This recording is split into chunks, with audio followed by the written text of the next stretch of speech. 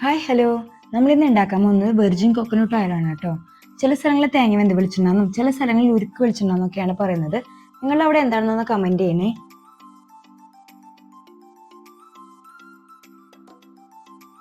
ഇതിനായിട്ട് ഞാൻ 4 തേങ്ങയാണ് കേട്ടോ എടുത്തിട്ടുള്ളത്. നമ്മുടെ പറമ്പിൽ തന്നെയുള്ള തേങ്ങ ആയതുകൊണ്ട് അത്യാവശ്യം നല്ലോണം തേങ്ങാപ്പാൽ കിട്ടും. ഒരു 2 കിലോയോളം തൂക്കുണ്ട് കേട്ടോ.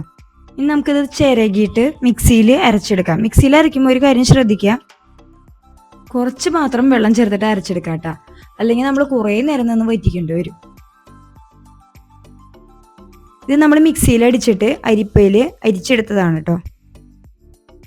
ഇനി നമുക്കൊരു ചുവട് കട്ടിയുള്ള പാത്രം എടുക്കാം. ഞങ്ങളിവിടെ ഒരു ഓട്ടുരുളിയാണ് എടുത്തിട്ടുള്ളത്. നമുക്ക് ഫ്രൈ പാനോ അങ്ങനെ ഏതായാലും മതി. ഉരുക്ക് വെളിച്ചെണ്ണ എപ്പോഴും ഓട്ടുരുളിയിൽ ഉണ്ടാക്കുന്നതാണ് കേട്ടോ നല്ലത്. അപ്പോൾ നമുക്ക് തീ സിമ്മിലിട്ടിട്ട് നമുക്ക് ഈ പാൽ ഒഴിച്ചു കൊടുക്കാം. എന്നിട്ട് നമ്മൾ കൈവിടാണ്ട് ഇളക്കിക്കൊണ്ടിരിക്കുക. അങ്ങനെ കൈവിടാണ്ട് ഇളക്കിയില്ലെങ്കിൽ നമ്മുടെ തേങ്ങാപ്പാലല്ലേ, അപ്പോൾ പെട്ടെന്ന് അടി പിടിക്കാൻ ചാൻസ് ഉണ്ട്. അപ്പം നമ്മൾ കുറച്ച് നേരം കൈവിടാണ്ട് ഇളക്കിക്കൊണ്ടിരിക്കുക.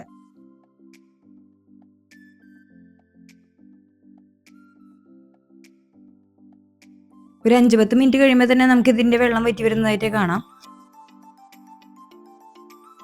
ഉണ്ടാക്കാൻ ഇത്തിരി ടൈം എടുത്താലും ഇതിനേക്കാളും നല്ലൊരു വെളിച്ചെണ്ണ വേറെ ഇല്ല കേട്ടോ. ഇതിന്റെ മണം എന്ന് പറഞ്ഞിട്ടുണ്ടെങ്കിൽ ഒരു രക്ഷയില്ല, അത്ര നല്ല മണമാണ്.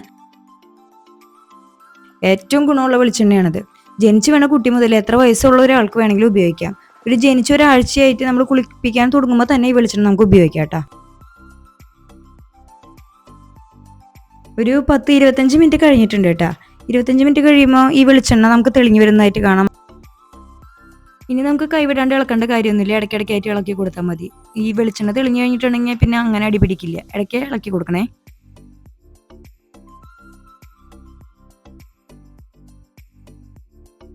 കാലത്ത് ഒരു സ്പൂണൊക്കെ കഴിക്കാന്ന് വെച്ചിട്ടുണ്ടെങ്കിൽ വയറിന് നല്ലതാണെന്ന് കേട്ടിട്ടുണ്ട്. പിന്നെ നമ്മുടെ ഡ്രൈ സ്കിൻ അങ്ങനത്തെയുള്ള പ്രശ്നങ്ങളൊക്കെ ഉള്ള ആൾക്കാർക്ക് ഈ വെളിച്ചെണ്ണ വളരെ നല്ലതാണ്. തേച്ച് കുളിക്കാൻ നല്ലതാണ്. പിന്നെ കുളി കഴിഞ്ഞ് കഴിയുമ്പോൾ ഇത്തിരി എടുത്തിട്ട് കൈമീൻ കാൽമയൊക്കെ തേച്ചിട്ടുണ്ടെങ്കിൽ നല്ല സോഫ്റ്റ് സ്കിൻ ആയി കിട്ടും കേട്ടോ. ഇപ്പൊ പതുക്കെ നമ്മുടെ വെളിച്ചെണ്ണയുടെ കക്കൻ ഒരു ബ്രൗൺ ഷെയ്ഡിലേക്ക് മാറിയിട്ടുണ്ട്. ഒരു ഡാർക്ക് ബ്രൗൺ ഷെയ്ഡാണ് കേട്ടോ ഇതിന്റെ കക്കന് കിട്ടുക. ഈ കക്കനും വളരെയധികം യൂസ്ഫുൾ ആയ സംഭവമാണ് കേട്ടോ. നമ്മൾ ഈ കക്കന് ഭയങ്കര ഒരു ടേസ്റ്റ് ഉണ്ട്. നമുക്ക് ചമ്മന്തിപ്പൊടി ഉണ്ടാക്കാനും സാമ്പാറിലേക്കും പിന്നെ നമ്മൾ കടലക്കറിയൊക്കെ ഉണ്ടാക്കുമ്പോൾ അതിൽ അരച്ച് ചേർക്കാനൊക്കെ ഉപയോഗിക്കാം കേട്ടോ. ഇപ്പോൾ ഏകദേശം ഒരു 3/4 മണിക്കൂർ ആയിട്ടുണ്ട്. ഇതിന്റെ പാകം നോക്കാനായിട്ട് ഈ കക്കനെ എടുത്തിട്ട് കയ്യിൽ തിരുമ്മി നോക്കുമ്പോൾ ഒരു മണൽ പരുവത്തിൽ കിട്ടും കേട്ടോ. ഇനി ഇതിലേക്ക് ഒരു സ്റ്റീൽ അരിപ്പ് ഇറക്കി വെച്ചിട്ട് നമുക്ക് സുഖമായിട്ട് ഇത് കോരിയെടുക്കാം കേട്ടോ. ഇത് നമ്മൾ കോരിയെടുക്കാനുള്ള എളുപ്പത്തിനാണ് കേട്ടോ ഇങ്ങനെ ഒരു അരിപ്പ് വെച്ചേക്കണത്. അപ്പൊ കക്കനില്ലാണ്ട് നമുക്ക് എളുപ്പത്തിൽ കോരിയെടുക്കാം. പിന്നെ ഈ കക്കനും നമുക്ക് യൂസ്ഫുൾ ആണ്.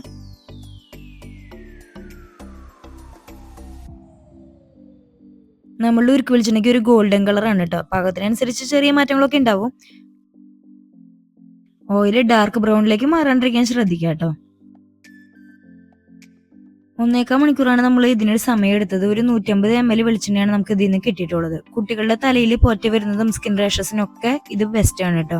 പാചകത്തിനും ദേഹത്ത് പുരട്ടാനൊക്കെ ഈ ഓയിൽ ഉപയോഗിക്കാം. വെറും വയറ്റിൽ കഴിക്കുന്നതും നല്ലതാണ്. അപ്പോൾ ഇഷ്ടപ്പെട്ട ഒന്ന് സബ്സ്ക്രൈബ് ചെയ്യുക, ലൈക്ക് ചെയ്യുക, കമന്റ് ചെയ്യുക. താങ്ക്